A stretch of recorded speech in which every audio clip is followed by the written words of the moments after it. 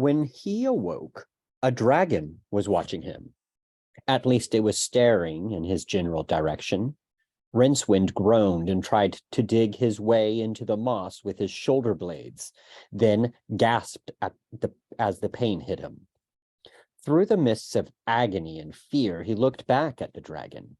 The creature was hanging from a branch of a large dead oak tree, several hundred feet away. Its bronze gold wings were tightly wrapped around its body, but the long equine head turned this way and that at the end of a remarkably prehensile neck. It was scanning the forest. It was also semi-transparent. Although the sun glinted off its scales, Rincewind could clearly make out the outlines of the branches behind it. On one of them, a man was sitting, dwarfed by the hanging reptile. He appeared to be naked except for a pair of high boots, a tiny leather hold-all in the region of his groin, and a high-crested helmet. He was swinging a short sword back and forth idly, and stared out across the treetops with the air of one carrying out a tedious and unglamorous assignment. A beetle began to crawl laboriously up Rincewind's leg. The wizard wondered how much damage a half-solid dragon could do. Would it only half kill him? He decided not to stay and find out. Moving on heels, fingertips, and shoulder muscles, Rincewind wriggled sideways until foliage masked the oak and its occupants. Then he scrambled to his feet and hared off between the trees. He had no destination in mind, no provisions, and no horse. But while he still had legs, he could run. Ferns and brambles whipped at him, but he didn't feel them at all. When he had put about a mile between him and the dragon, he stopped and collapsed against a tree, which then spoke to him. "Psst," it said. Dreading what he might see, Rincewind let his gaze slide upward. It tried to fasten on innocuous bits of bark and leaf, but the scourge of curiosity forced it to leave them behind. Finally, it fixed on a black sword thrust straight through the branch above Rincewind's head. "Don't just stand there," said the sword, in a voice like the sound of a finger dragging around the rim of a large empty wine glass. "Pull me out." "What?"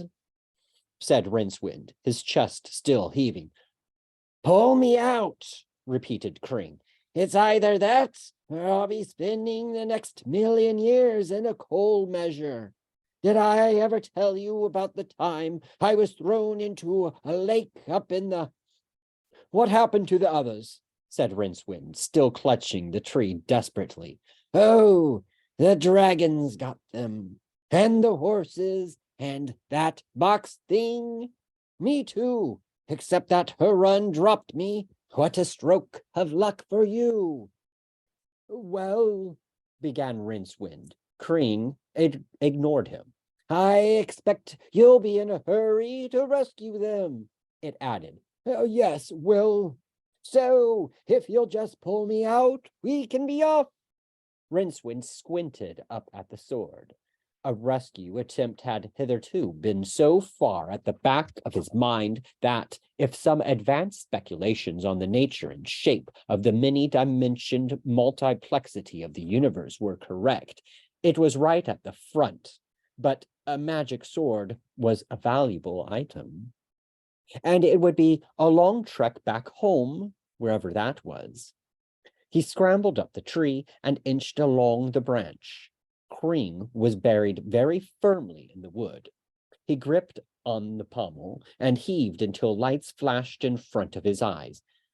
"Try again," said the sword encouragingly. Rincewind groaned and gritted his teeth. "Could be worse," said Kring. "This could have been an anvil." "Yarg," hissed the wizard, fearing for the future of his groin. "I have had a multi-dimensional existence," said the sword. "Huh? I have had many names, you know." "Amazing," said Rincewind. He swayed backward as the blade slid free. It felt strangely light. Back on the ground again, he decided to break the news. I really don't think rescue is a good idea, he said. I think we'd better head back to a city, to raise a search party. The dragon's headed hubward, said Kring. However, I suggest we start with the one in the trees over there. Sorry, but you can't leave them to their fate. Rincewind looked surprised. I can't, he said. No, you can't. Look, I'll be frank. I've worked with better material than you, but it's either that or... Have you ever spent 1,000,000 years in a coal measure? Look, So if you don't stop arguing, I'll chop your head off. Rincewind saw his own arm snap up until the shimmering blade was humming a mere inch from his throat. He tried to force his fingers to let go. They wouldn't. I don't know how to be a hero, he shouted. I propose to teach you. Bronze Shefa rumbled deep in his throat. Kizdra, the dragon rider, leaned forward and squinted across the clearing. I see him, he said. He swung himself down easily from branch to branch and landed lightly on the tussocky grass, drawing his sword. He took a long look at the approaching man, who was obviously not keen on leaving the shelter of the trees. He was armed, but the dragon rider observed with some interest the strange way in which the man held the sword in front of him at arm's length, as though embarrassed to be seen in its company. Cassandra hefted his own sword and grinned expansively as the wizard shuffled toward him. Then he leapt. Later, he remembered only two things about the fight. He recalled the uncanny way in which the wizard's sword curved up and caught his own blade with a shock that jerked it out of his grip. The other thing, and it was this, he averred, that led to his downfall, was that the wizard was covering his eyes with one hand. Cassandra jumped back to avoid another thrust and fell full length on the turf. With a snarl, Peshpa unfolded his great wings and launched himself from his tree.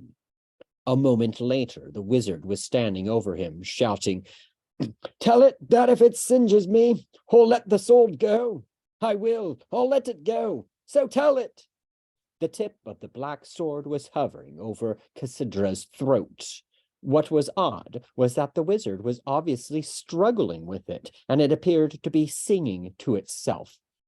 Shefa! Cassandra shouted. The dragon roared in defiance, but pulled out of the dive that would have removed Rincewind's head and flapped ponderously back to the tree. Talk! Screamed Rincewind. Cassandra squinted at him up the length of the sword. What would you like me to say? He asked. What? I said, what would you like me to say? Where are my friends? The barbarian and the little man is what I mean. I expect they have been taken back to the Wormburg. Rincewind tugged desperately against the surge of the sword, trying to shut his mind to Kring's bloodthirsty humming. What's a Wormburg? He said. The Wormburg. There is only one. It is Dragonholm. And I suppose you were waiting to take me there, eh? Cassandra yelped involuntarily as the tip of the sword pricked a bead of blood from his Adam's apple. Don't want people to know you've got dragons here, eh? Snarled Rincewind.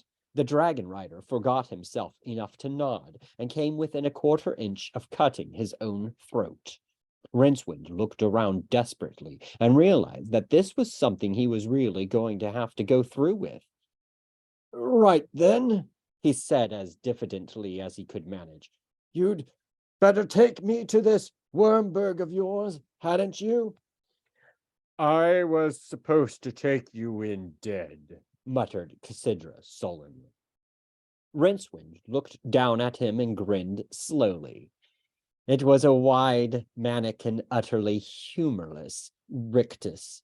It was the sort of grin that is normally accompanied by small riverside birds wandering in and out, picking scraps out of the teeth.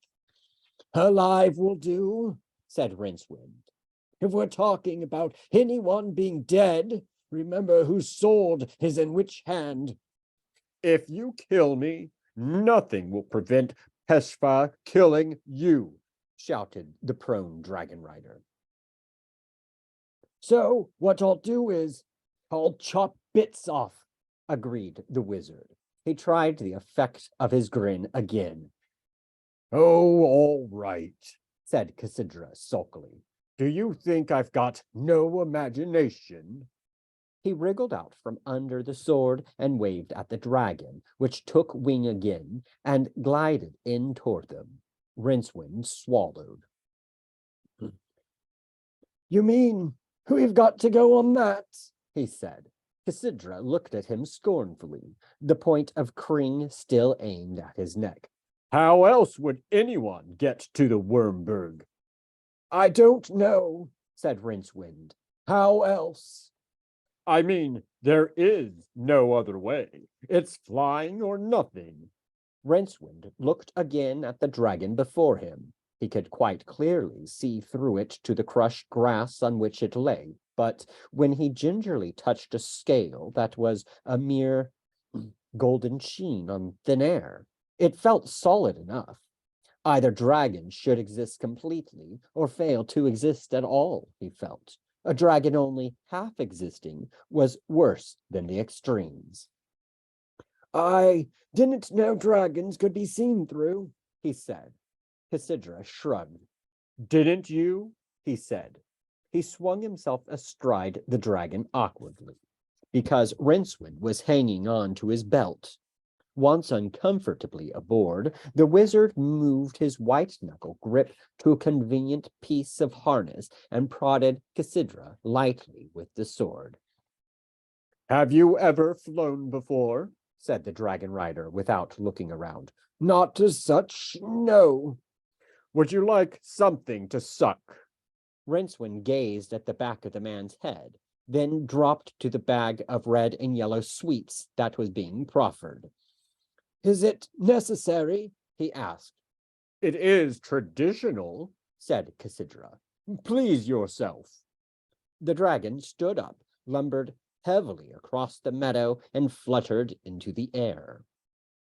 Rincewind occasionally had nightmares about teetering on some intangible but enormously high place and seeing a blue, distanced, cloud-punctuated landscape reeling away below him. This usually woke him up with his ankles sweating. He would have been even more worried had he known that the nightmare was not, as he thought, just the usual Discworld vertigo. It was a backward memory of an event in his future so terrifying that it had generated harmonics of fear all the way along his lifeline. This was not that event, but it was good practice for it. Peshwa clawed its way into the air with a series of vertebrae-shattering bounds. At the top of its last leap, the wide wings unfolded with a snap and spread out with a thump which shook the trees. Then the ground was gone, dropping away in a series of gentle jerks. Peshwa was suddenly rising gracefully, the afternoon sunlight gleaming off wings that were still no more than a golden film. Rincewind made the mistake of glancing downward and found himself looking through the dragon to the treetops below. Far below, his stomach shrank at the sight. Closing his eyes wasn't much better, because it gave his imagination full rein. He compromised by gazing fixedly into the middle distance, where moorland and forest drifted by, and he could be contemplated almost casually. Wind snatched at him. Cassandra half turned and shouted into his ear, "Behold, the Wormburg!" Rincewind turned his head slowly, taking care to keep Kring resting lightly on the dragon's back. His streaming eyes saw the impossibly inverted mountain rearing out of the deep forested valley like a trumpet in a tub of moss. Even at this distance, he could make out the faint octarine glow in the air that must be indicating a stable magic aura of at least, he gasped, several milliprime? At least. Oh no, he said. Even looking at the ground was better than that. He averted his eyes quickly and realized that he could now no longer see the ground through the dragon. As they glided around in a wide circle toward the Wormburg, it was definitely taking on a more solid form, as if the creature's body was filling with a gold mist. By the time the Wormburg was in front of them, swinging wildly across the sky, the dragon was as real as a rock. Rincewind thought he could see a faint streak in the air, as if something from the mountain had reached out and touched the beast. He got the strange feeling that the dragon was being made more genuine. Ahead of it, the Wormburg turned from a distant toy to several billion tons of rock poised between heaven and earth. He could see small fields, woods, and a lake up there, and from the lake a river spilled out and over the edge. He made the mistake of following the thread of foaming water with his eyes and jerked himself back just in time. The flared plateau of the upturned mountain drifted toward them. The dragon didn't even slow. As the mountain loomed over Rincewind like the biggest fly swatter in the universe, he saw a cave mouth. Pashefa skimmed toward it, shoulder muscles pumping. The wizard screamed as the dark spread and enfolded him. There was a brief vision of rock flashing past, blurred by speed. Then the dragon was in the open again. It was inside a cave, but bigger than any cave had a right to be. The dragon, gliding across its vast emptiness, was a mere gilded fly in a banqueting hall. There were other dragons, gold, silver, black, white, flapping across the sun-shafted air on errands of their own, or perched on outcrops of rock. High in the domed roof of the cavern, scores of others hung from huge rings, their wings wrapped bat-like around their bodies. There were men up there, too. Rincewind swallowed hard when he saw them, because they were walking on that broad expanse of ceiling like flies. Then he made out the thousands of tiny rings that studded the ceiling. A number of inverted men were watching Pashefa's flight with interest. Rincewind swallowed again. For the life of him, he couldn't think of what to do next. well, He asked in a whisper. any suggestions? Obviously, you attack. No, obviously, you attack, said Kring scornfully. Why didn't I think of that? Said Rincewind. Could it be because they all have crossbows? You're a defeatist. Defeatist? That's because I'm going to be defeated. You're your own worst enemy, Rincewind, said the sword. Rincewind looked up at the grinning men. Bet, he said wearily. Before Kring could reply, Pashefa reared in mid-air and alighted on one of the large rings, which rocked alarmingly. Would you like to die now or surrender first? Asked Cassidra calmly. Men were converging on the ring from all directions, walking with a swaying motion as their hooked boots engaged the ceiling rings. There were more boots on a rack that hung in a small platform built on the side of the perch ring. Before Rincewind could stop him, the dragon rider had leapt from the creature's back to land on the platform, where he stood grinning at the wizard's discomfiture. There was a small expressive sound made by a number of crossbows being cocked.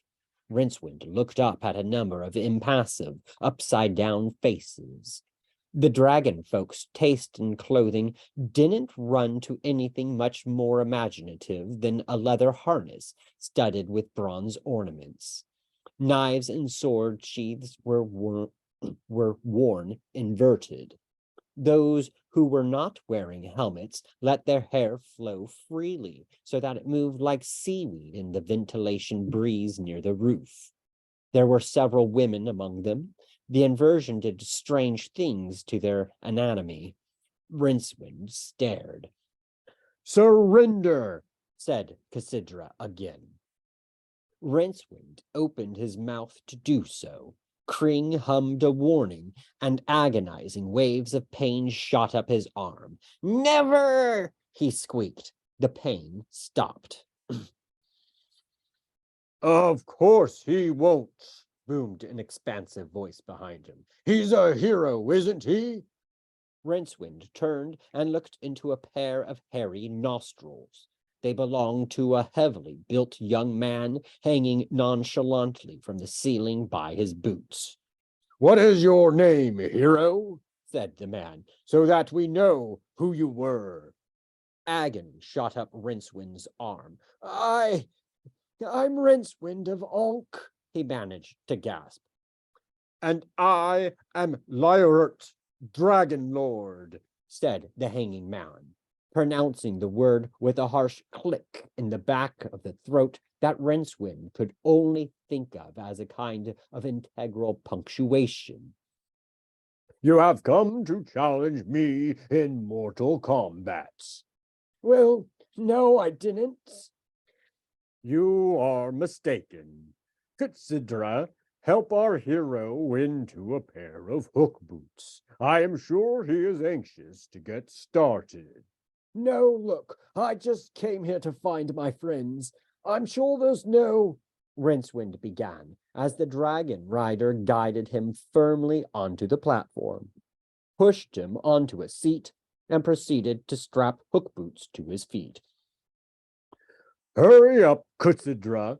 We mustn't keep our hero from his destiny, said Lyort. Look, I expect my friends are happy enough here, so if you could just, set me down somewhere. You will see your friends soon enough, said the Dragon Lord airily. If you are religious, I mean. None who enter the Wormburg ever leave again, except metaphorically, of course. Show 'em how to reach the rings, Cassidra. Look what you've gotten me into, Rincewind hissed. Kring vibrated in his hand. Remember that I am a magic sword, it hummed. How can I forget? Climb the ladder and grab a ring, said the dragon rider. Then bring your feet up until the hooks catch. He helped the protesting wizard climb until he was hanging upside down, robe tucked into his breeches, Kring dangling from one hand. At this angle, the dragon folk looked reasonably bearable, but the dragons themselves, hanging from their perches, loomed over the scene like immense gargoyles. Their eyes glowed with interest. Attention, please, said Lyort. A dragon rider handed him a long shape wrapped in red silk. We fight to the death, he said. Yours. And I suppose I earn my freedom if I win, said Rincewind, without much hope. Lyort indicated the assembled dragon riders with a tilt of his head. Don't be naive, he said. Rincewind took a deep breath. I suppose I should warn you, he said, his voice hardly quavering at all, that this is a magic sword. Lyort let the red silk wrapping drop away into the gloom and flourished a jet-black blade. Runes glowed on its surface. What a coincidence, he said, and lunged. Rincewind went rigid with fright, but his arm swung out as Kring shot forward. The swords met in an explosion of octarine lights. Leo Urt swung himself backward, his eyes narrowing. Kring leapt past his guard, and although the Dragon Lord's sword jerked up to deflect most of the force, the result was a thin red line across its master's torso. With a growl, he launched himself at the wizard, boots clattering as he slid from ring to ring. The swords met again in another violent discharge of magic, and at the same time, Leo Urt brought his other hand down against Rincewind's head, jarring him so hard that one foot jerked out of its ring and flailed desperately. Rincewind knew himself to be almost certainly the worst wizard on the Discworld, since he knew but one spell. Yet for all that, he was still a wizard, and thus by the inexorable laws of magic, this meant that upon his demise it would be Death himself who appeared to claim him, instead of sending one of his numerous servants, as is usually the case. Thus it was that, as a grinning Leo Urt swung back and brought his sword around in a lazy arc, time ran into treacle. To Rincewind's eyes, the world was suddenly lit by a flickering octarine light, tinged with violet, as photons impacted on the sudden magical aura. Inside it, the Dragon Lord was a ghastly hued statue, his sword moving at a snail's pace in the glow. Beside Leo Urt was another figure, visible only to those who can see into the extra 4 dimensions of magic. It was tall and dark and thin, and against a sudden night of frosty stars, it swung two-handed, a scythe of proverbial sharpness. Rincewind ducked. The blade hissed coldly through the air beside his head and entered the rock of the cavern roof without slowing. Death screamed a curse in his cold, crypt voice. The scene vanished.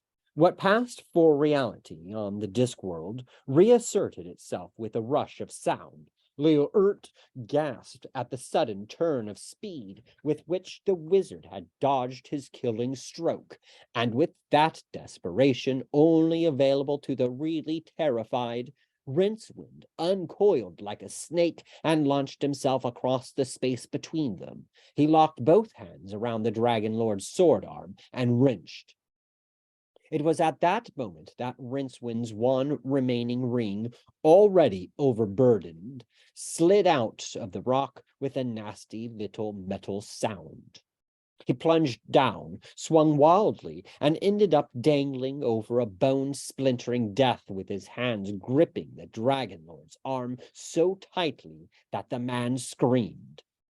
Leo Urt looked up at his feet. Small flakes of rock were dropping out of the roof around the ring pitons. "Let go, damn you!" he screamed, "or we'll both die." Rincewind said nothing. He was concentrating on maintaining his grip and keeping his mind closed to the pressing images of his fate on the rocks below. "Shoot him!" bellowed Leo Urt.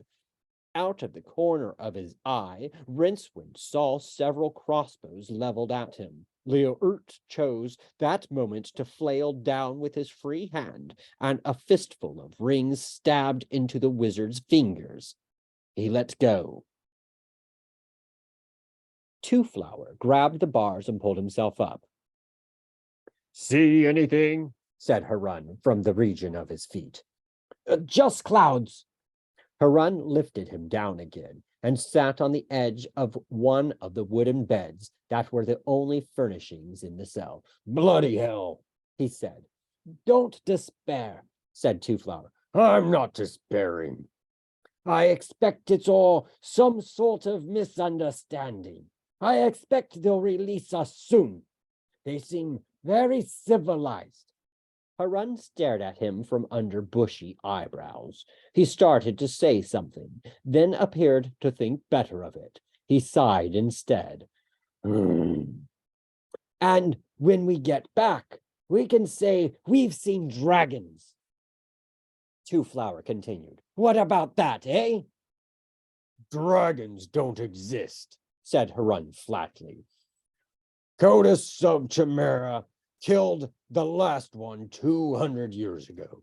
I don't know what we're seeing, but they aren't dragons. But they carried us up in the air. In that hall, there must have been hundreds. I expect it was just magic, said Harun dismissively. Well, they looked like dragons, said Two Flower, an air of defiance about him. I always wanted to see dragons, ever since I was a little lad. Dragons flying around in the sky, breathing flames. They just used to crawl around in swamps and stuff, and all they breathed was stink, said Harun, lying down in the bunk. They weren't very big either. They used to collect firewood. I heard they used to collect treasure, said Two Flower. And firewood. Hey, Harun added, brightening up. Did you notice all those rooms they brought us through? Pretty impressive, I thought. A lot of good stuff about. Plus, some of those tapestries have got to be worth a fortune.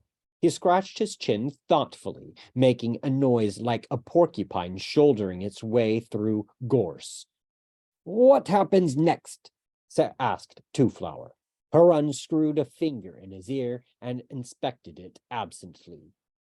Oh, he said. I expect in a minute the door will be flung back and I'll be dragged off to some sort of temple arena where I'll fight maybe a couple of giant spiders and an 8-foot slave from the jungles of Klatch. And then I'll rescue some kind of a princess from the altar and then kill off a few guards or whatever. And then this girl will show me the secret passage out of the place and we'll liberate a couple of horses and escape with the treasure.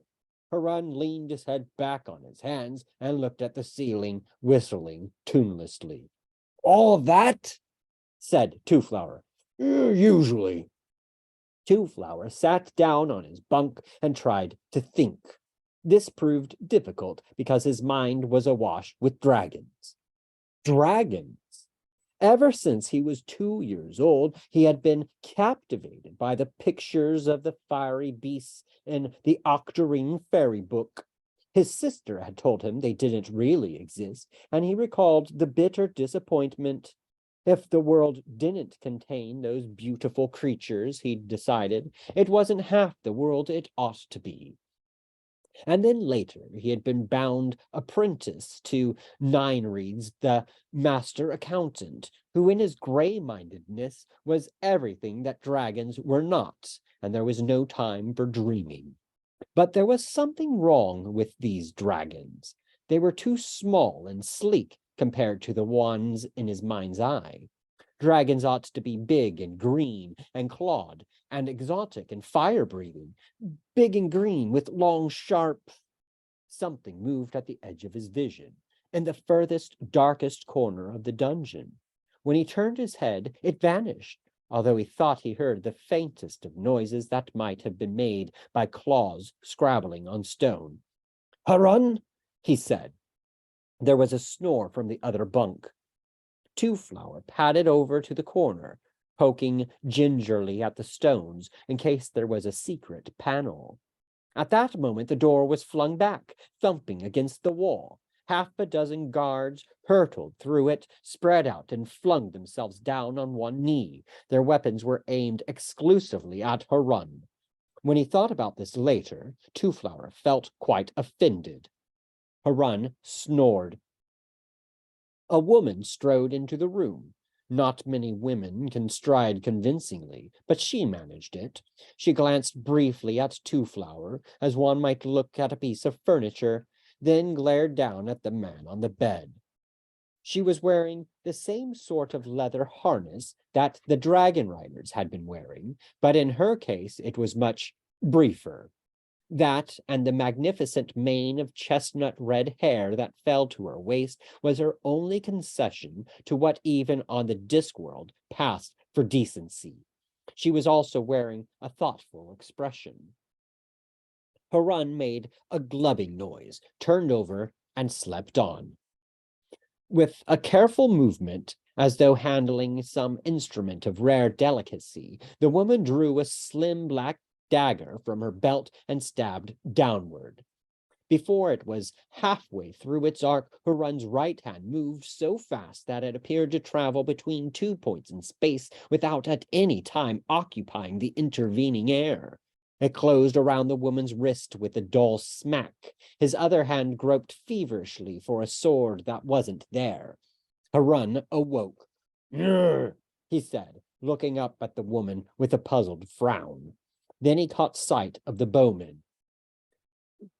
"Let go," said the woman, in a voice that was calm and quiet and edged with diamonds. Harun released his grip slowly. She stepped back, massaging her wrist and looking at Harun in much the same way that a cat watches a mouse hole. "So," she said at last, "you passed the first test. What is your name, barbarian?" Who are you calling a barbarian? Snarled Harun. "That is what I want to know." Harun counted the bowmen slowly and made a brief calculation. His shoulders relaxed. I am Harun of Chimeria. And you? "Liessa, dragon lady." You are lord of this place? "That remains to be seen. You have the look about you of a hired sword, Harun of Chimeria. I could use you, if you passed the tests, of course. There are 3 of them. You have passed the first." What are the other? Harun paused. His lips moved soundlessly, and then he hazarded. 2. "Perilous." And the fee? "Valuable." Excuse me, said Two Flower. And if I fail these tests? Said Harun, ignoring him. The air between Harun and Liessa crackled with small explosions of charisma as their gazes sought for a hold. "If you had failed the first test, you would now be dead. This may be considered a typical penalty." Look, began Two Flower. Liessa spared him a brief glance and appeared actually to notice him for the first time. "Take that away," she said calmly, and turned back to Harun. 2 of the guards shouldered their bows, grasped Two Flower by the elbows, and lifted him off the ground. Then they trotted smartly through the doorway. "Hey!" said Two Flower, as they hurried down the corridor outside. where As they stopped in front of another door. is my As they dragged the door open, luggage? he landed in a heap of what might once have been straw. The door banged shut, its echoes punctuated by the sound of bolts being slammed home. In the other cell, Harun had barely blinked. Okay, He said, what is the second test? "You must kill my 2 brothers." Harun considered this. Both at the same time or one after the other? He said. "Consecutively or concurrently," she assured him. What? "Just kill them," she said sharply. Good fighters, are they? "Renowned." So in return for all this, "You will wed me and become lord of the Wurmberg." There was a long pause. Harun's eyebrows twisted themselves in unaccustomed calculation.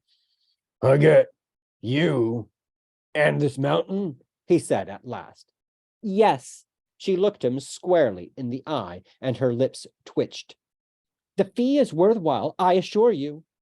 Harun dropped his gaze to the rings on her hand. The stones were large, being the incredibly rare blue milk diamonds from the clay basins of Mythos.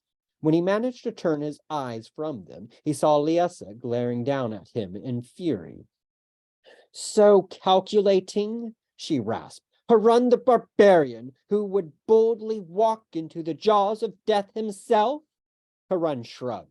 Sure, He said.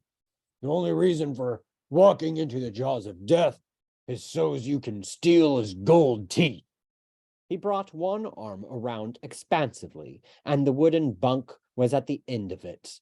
It cannoned into the bowmen, and Harun followed it joyously, felling one man with a blow and snatching the weapon from another. A moment later, it was all over. Liesa had not moved. Well, she said. Well, what? Said Harun from the carnage. Do you intend to kill me? What? Oh, no. No, this is just, kind of a habit. Just keep it in practice. So, where are these brothers? He grinned.